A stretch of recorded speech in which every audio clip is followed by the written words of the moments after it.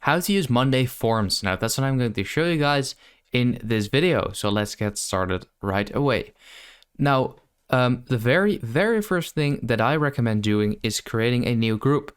So first I'm just going to click on here, create a new group, and I'm going to call it forms, like so. And wait, no, actually I'm going to call it form answers, like this. So that's all you have to do basically. Then you want to go to add view.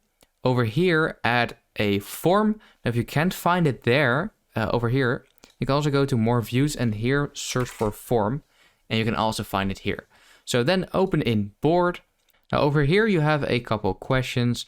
Now I have a multiple choice question here, a checkbox question, a country question, a date, and stuff like that. And over here you can add like new questions. So a short text, long text, number, single select, multi-select, date range, blah, blah, blah. So if all of these, so let's say you would add a true or false, then you can put in a question right here. So just, whatever. And over here, you can have these two checkboxes that say like true or false.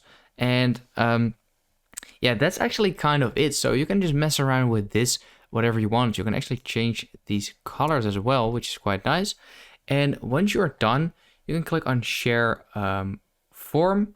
But before you do that, you want to go to settings, and over here, the group of answers, you want to change this to the form answers we just created, or else it will go to the very first one. So you want to set this to form answers, and just close the settings, click on share form, click on copy, and now you can share the link to wherever you want.